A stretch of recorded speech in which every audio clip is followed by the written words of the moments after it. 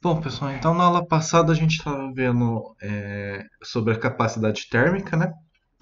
E a capacidade térmica ela é a robustez, ou melhor, a resistência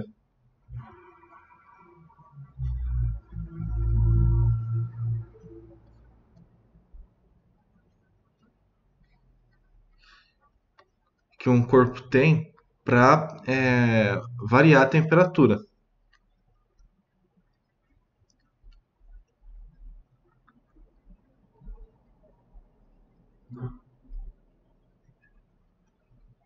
Foi isso que a gente viu na aula passada, né? É por isso que a gente também chamou ela de inércia térmica, certo?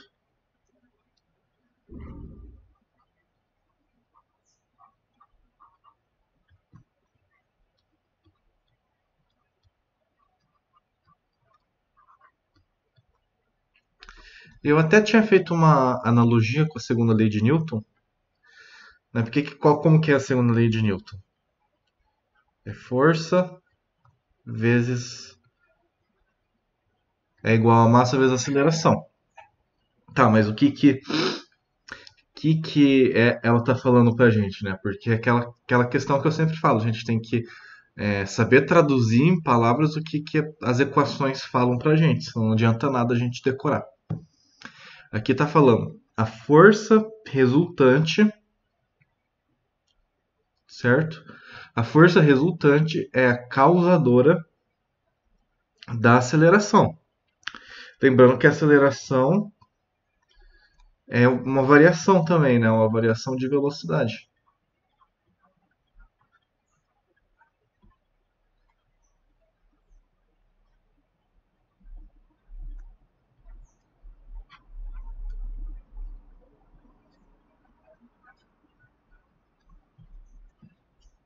Então, força resultante é causadora da aceleração, ou força resultante é causadora da variação de velocidade. E a massa, qual o papel da massa aqui mesmo? Ela vai é, oferecer resistência, certo? Ela oferece resistência à variação da velocidade. Quanto maior a massa de um objeto, eu vou precisar aplicar uma força maior para variar a velocidade dele.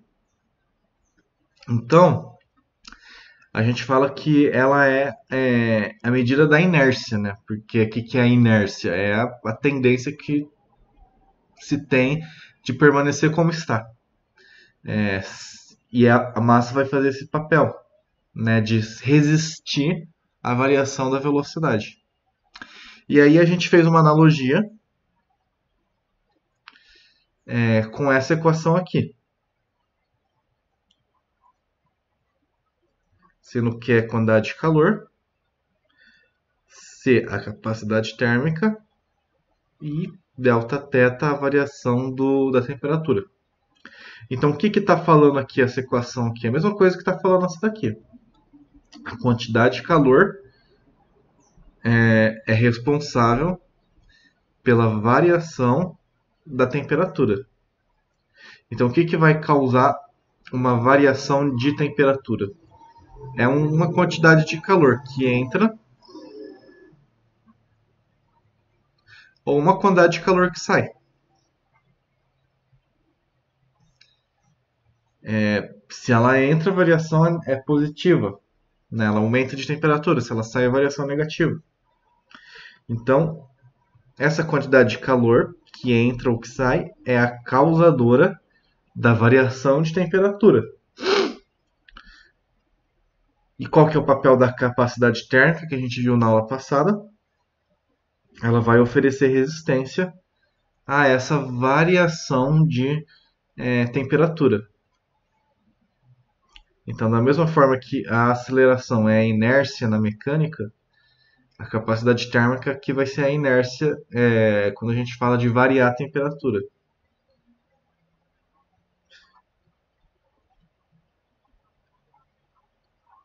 Então, oferece resistência.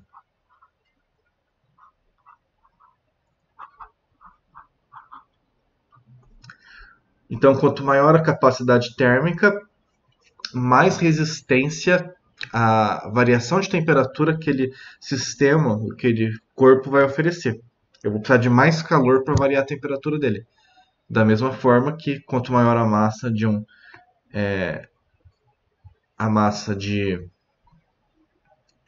corpo, eu vou precisar de uma força maior para causar uma aceleração nele, ou para variar a velocidade dele. Fizemos essa analogia na aula passada. Só que a capacidade térmica, ela não é específica para cada substância. Ela é uma propriedade extensiva, certo? Vocês lembram das propriedades intensivas e extensivas? Então, por exemplo, a gente tem aqui um copo com água, vamos supor que aqui tem 200 gramas de água e uma jarra, vamos supor que aqui tem 100 gramas. Então, ela é uma propriedade extensiva.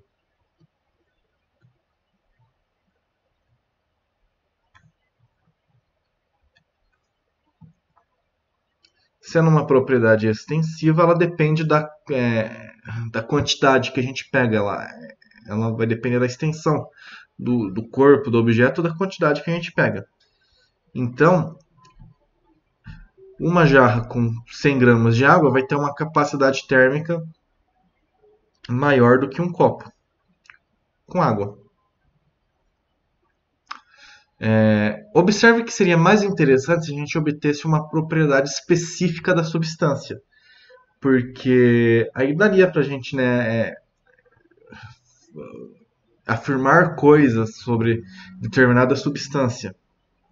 Então, seria melhor que a gente trabalhasse com uma propriedade que fosse intensiva, para caracterizar melhor as substâncias que a gente vai estudar, principalmente a água. Para a gente transformar uma propriedade extensiva numa propriedade intensiva, a gente vai dividir ela por uma outra propriedade extensiva. Então a gente vai pegar a capacidade térmica e dividir ela pela massa. E aí agora isso daqui vira uma propriedade intensiva, que a gente vai chamar de calor específico, C minúsculo.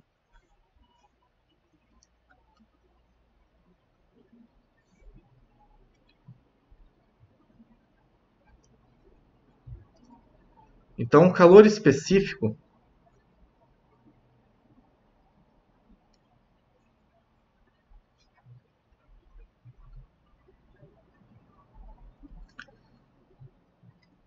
ele é uma propriedade agora específica da matéria e que não depende da extensão.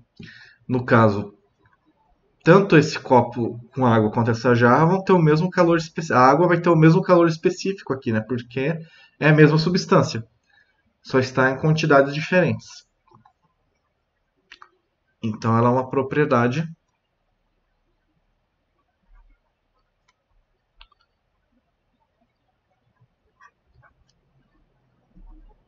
intensiva. E a partir do calor específico a gente pode caracterizar melhor as substâncias, como que as substâncias se comportam, né, o comportamento térmico delas, certo? Então por isso é interessante essa propriedade. Vamos ver uma.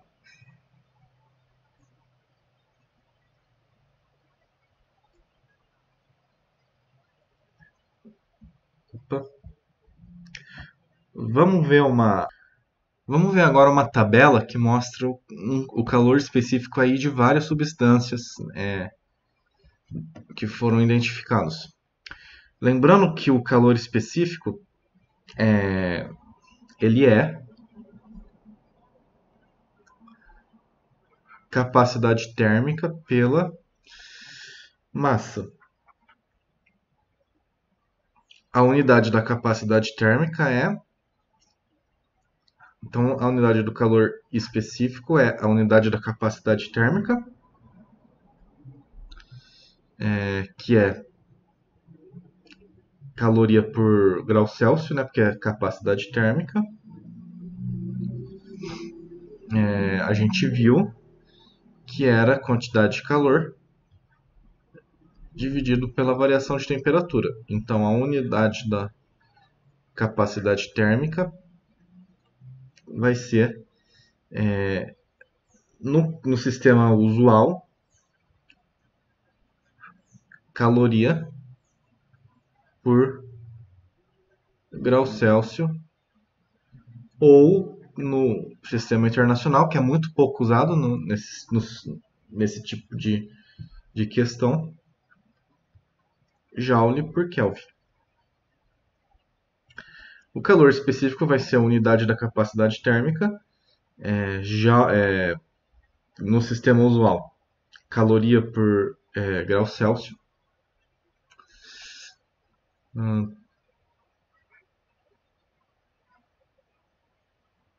dividido pela unidade da massa, que no sistema usual é grama. O sistema mais usual a gente vai utilizar grama.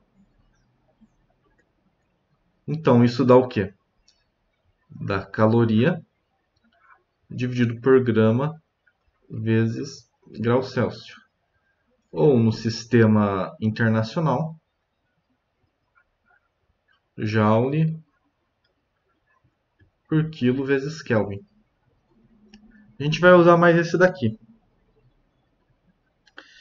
Então, a definição da capacidade térmica, do calor específico, é a mesma coisa, basicamente, do que a capacidade térmica, né?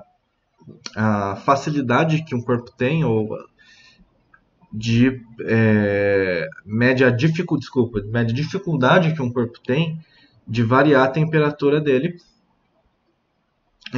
quando ele recebe uma quantidade de calor. A diferença é que na capacidade térmica a gente não tem uma massa fixa, aqui a gente tem uma massa fixa. Então, quando a gente fala que a água, por exemplo, que é a mais famosa, que a água tem um calor específico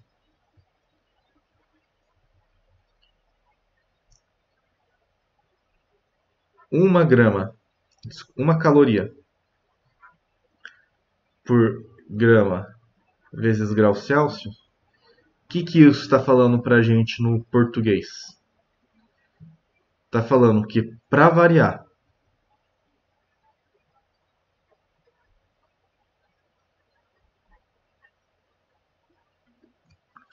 uma grama de água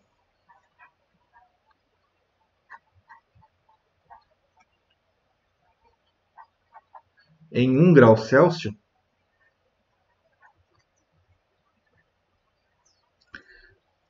a gente precisa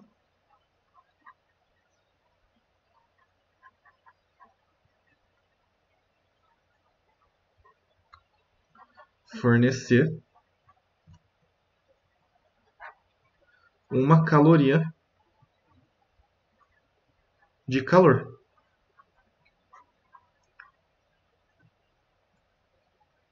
Então é isso que está falando para a gente, quando a gente fala que a água tem calor específico igual a 1. Então, quanto maior o calor específico, mais calor a gente vai precisar fornecer para aquela substância variar a temperatura. Mesmo porque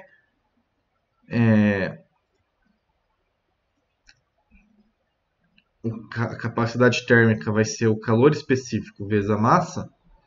Então, quanto maior é o calor específico, maior é a capacidade térmica, né? Então, quanto maior o calor específico, maior a capacidade térmica, maior a inércia térmica, e aí, consequentemente, a gente vai precisar fornecer mais calor para aquela substância variar a temperatura. Então, aqui a gente tem calores específicos diversos. Né? Vocês não precisam decorar no máximo da água, que é 1, né? Não é muito difícil de decorar. A da água é 1 mesmo porque a caloria foi definida com base nisso daqui, né? Por isso que a da água é 1, né? A água foi utilizada como referência para ser 1. E aí vocês observam algumas coisas interessantes. Por exemplo, a gente tem aqui o calor específico da água é 1, o do gelo é 0,550. Então,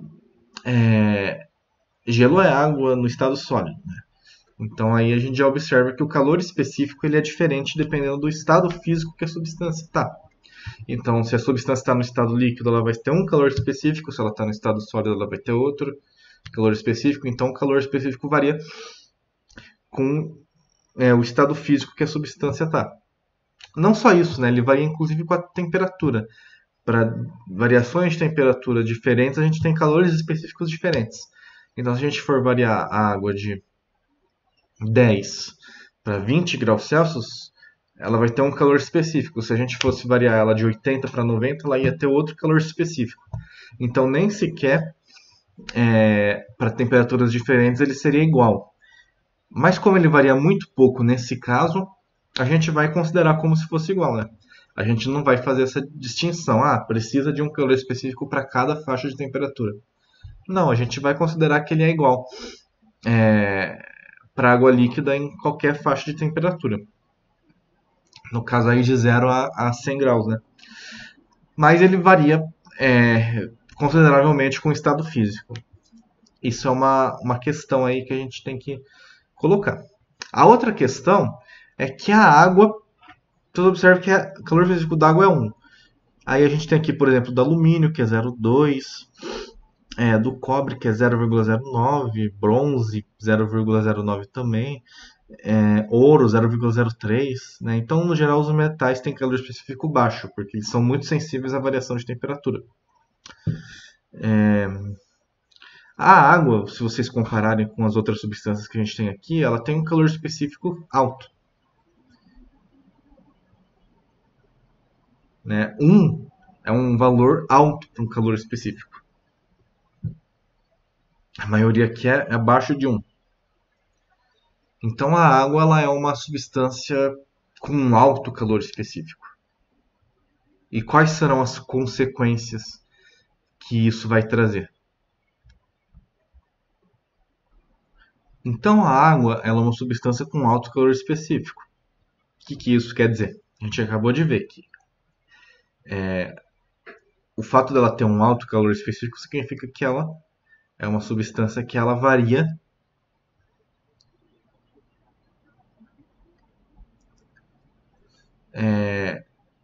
muito pouco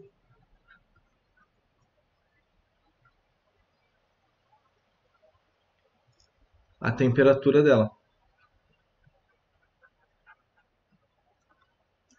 Ou melhor, em vez de falar que ela varia muito pouco, vamos falar de uma outra forma. Vamos falar que ela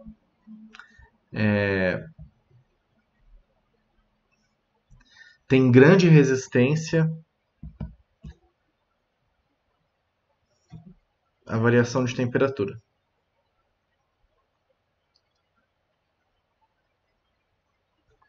Então tem grande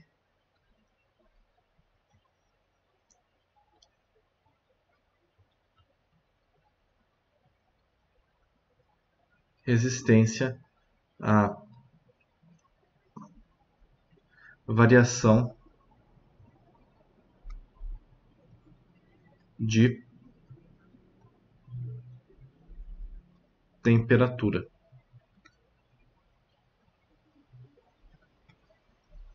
Lembrando que o calor específico da água, 1 caloria por grama vezes graus Celsius. O que significa? Que a gente precisa de muito calor para ela variar a temperatura. Ela precisa receber muito calor para ela variar a temperatura dela. Significa, falando de uma maneira. Tentando falando de uma maneira mais próxima do nosso dia a dia. Significa que ela demora muito para esquentar e muito para esfriar.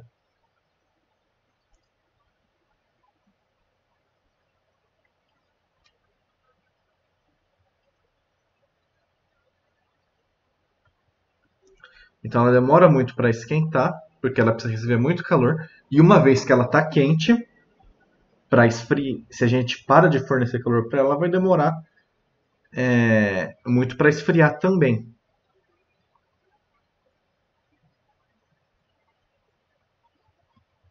Porque ela vai precisar perder aquele calor que ela ganhou para ela esfriar. E aí ela demora também para perder calor, né? O fato dela ter um alto calor específico é que ela precisa receber muito calor para aumentar a temperatura e ela precisa perder também muito calor para diminuir a temperatura. Então vale para os dois lados.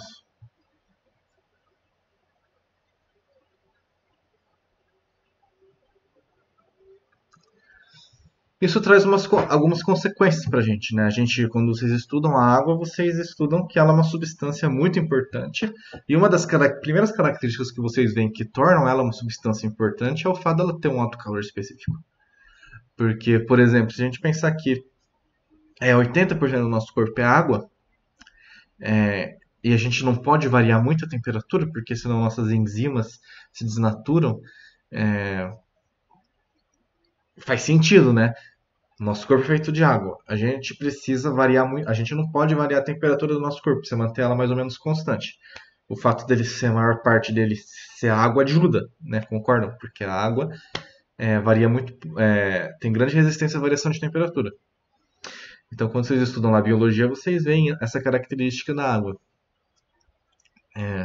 Uma outra questão são as questões climáticas, né? Tem a questão das brisas.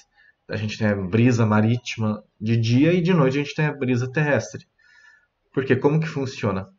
De dia, o Sol aqui ele está mandando calor, tanto para a Terra quanto para o oceano. A Terra, ela é formada, a maior parte dela é formada de quartzo, né? Que tem um calor específico baixo, 0,2 se eu não me engano. Mas não é só esse, né? A Terra ela não é, ela é uma mistura aí de várias coisas, mas no geral, se você for fazer uma média aí, ela vai ter um calor específico baixo. Enquanto que no oceano, a água, a gente tem um calor específico alto. Significa que quem que vai precisar receber mais calor para variar a temperatura? A água, né? Então, se ao longo do dia o Sol está mandando calor e o oceano e a Terra estão recebendo esse calor, quem que vai aumentar a temperatura mais no dia? A Terra, porque a Terra ela vai precisar de menos calor para variar a temperatura, enquanto a água vai precisar de mais calor. Resultado, no dia a Terra esquenta primeiro do que o oceano.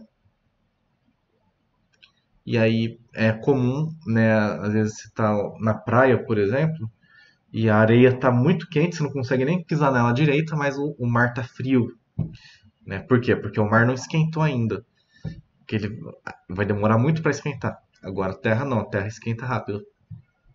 Em compensação, passou lá a tarde, o sol se pôs, chegou a noite. Aí vocês decidem entrar no mar de noite e vocês estranham que ele está quente. Né? Enquanto a Terra já está fria, o mar ele está quente. E aí por que será que isso acontece? Isso também para quem tem piscina em casa é bem marcante, né? De dia, às vezes o piso lá da piscina está muito quente e a piscina ainda está gelada. E de noite, você vai nadar de noite, a piscina está quente, né? Por que a piscina está quente de noite? Porque ela ficou recebendo calor o dia todo. E aí ela vai demorar para perder esse calor que ela ganhou o dia todo, porque a água tem um calor específico alto. Significa que ela demora muito, precisa perder muito calor para ela esfriar. Então ela vai demorar para, digamos assim, voltar para a temperatura inicial. Diferente da areia, que ela tem um calor específico baixo, então ela vai esfriar rapidinho, porque ela precisa perder pouco calor, né? Pouco calor que está envolvido. E aí tem as questões climáticas, né? Porque aqui como o oceano está frio, ficar frio aqui, e aí como a Terra está quente, ficar quente aqui em cima da Terra. E aí a gente tem uma corrente de vento que vai sempre da região de ar frio, que é a região de alta pressão, para a região de ar quente, que é a região de baixa pressão. Né? Vocês estudam em biologia, então a gente tem uma corrente de vento vindo do oceano para a Terra, que é a brisa marítima. E de noite é o contrário, que é a brisa terrestre. Em questões de desertos também, né? Acho que vocês já ouviram falar disso, que em desertos a gente tem uma alta amplitude térmica.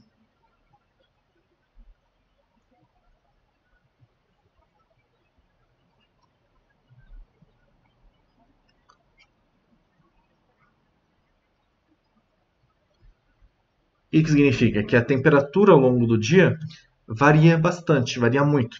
Então, se a gente fosse fazer um gráfico da variação da temperatura ao longo das horas do dia,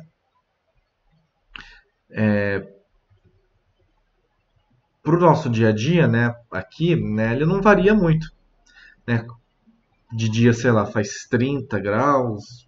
É que agora nessa época do ano ela varia mais. Mas se você pensar numa época de lá para janeiro, vocês concordam que varia muito pouco, né? Então, se a gente fosse fazer um gráfico, é uma coisa mais ou menos assim, né? Varia muito pouco, enquanto para o deserto varia muito a temperatura ao longo do dia. De dia faz 80 graus e de noite faz menos 20. Né? Mesmo aqui nessa época que a gente está, que a variação da temperatura ela é maior, porque a gente está em solstício, né? Mesmo aqui nessa época do ano, a gente não tem variações tão bruscas assim, igual a gente tem nos desertos. E por que no deserto a temperatura varia tanto? Porque não tem água lá, né? Justamente porque tem pouca água. O que define um deserto é o fato de ser um ambiente seco.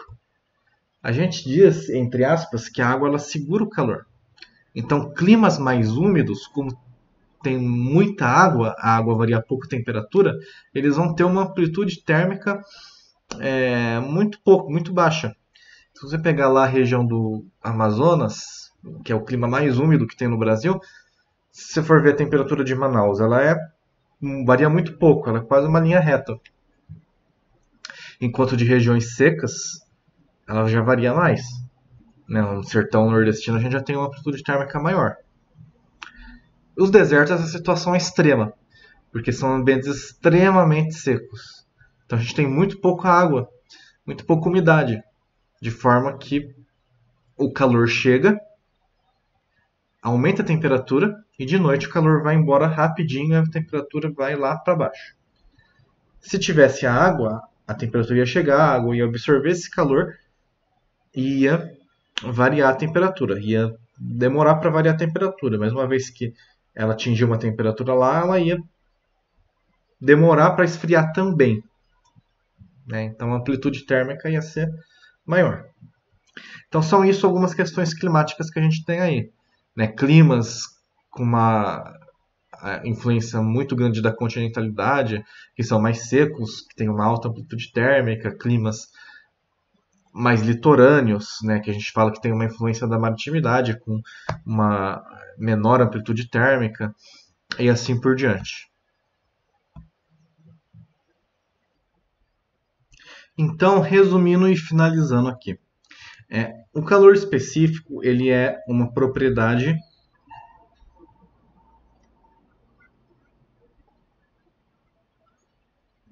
intensiva. Ele não depende da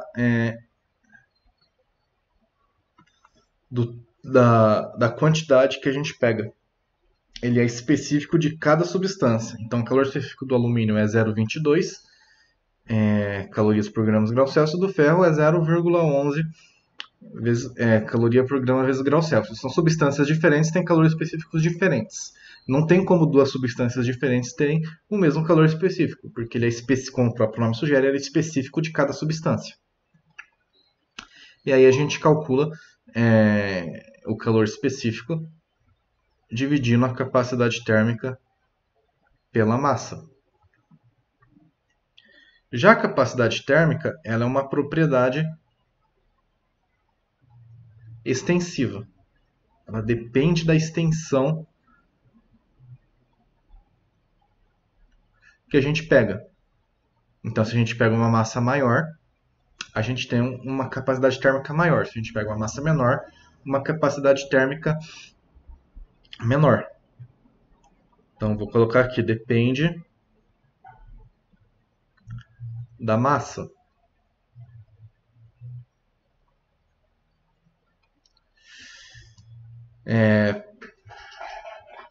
É possível duas substâncias diferentes terem a mesma capacidade térmica? Até é. Imagine aqui, por exemplo, igual eu falei aqui nesse exemplo. O ferro tem calor específico 0,11, o alumínio 0,12. Se a gente pegar 100 gramas de ferro e comparar com 50 gramas de alumínio, a gente, comparando aqui essas duas situações aqui, se a capacidade térmica ela é o calor específico vezes a massa, se no caso aqui, o que aconteceu aqui em relação ao ferro e ao alumínio? O ferro ele tem um calor específico 2 vezes menor do que o alumínio. Então, 2 vezes menor. Mas a gente pegou uma massa 2 vezes maior. Então, uma coisa acaba compensando a outra aqui. Se vocês forem fazer a conta, vocês vão chegar à conclusão de que, se vocês fizerem essa conta aqui, ó, façam aí de tarefa. A gente vai ver que nessa situação aqui eles têm um calor específico igual. Então é possível que duas substâncias diferentes tenham a mesma capacidade térmica, porque ela depende da massa. É um produto. Então se a gente pega uma massa que compense essa diferença de calor específico, no caso aqui, uma massa 2 vezes maior, porque o ferro tem um calor específico 2 vezes menor, a gente pode até ter a mesma capacidade térmica. O que não acontece com o calor específico, porque ele é específico de cada substância. Certo? E aí a gente tem, juntando essas duas coisas, seno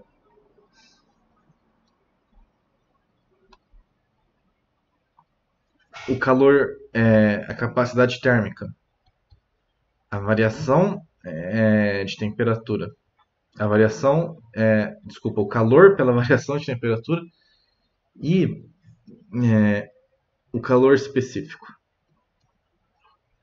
A capacidade térmica pela massa. Se a gente juntar essas duas coisas, né, aqui a gente tem que capacidade térmica é igual ao calor específico vezes a massa, substitui aqui nessa primeira equação, vai ficar calor específico vezes massa igual a quantidade de calor pela temperatura. Multiplica aqui em cruz. O que a gente obtém? A gente obtém a famosa equação Q igual a mc vezes ΔT, que é a equação que a gente mais usa, né? A gente usa mais essa equação aqui, que inclusive conhecida como equação fundamental da calorimetria. É uma equação que relaciona a massa,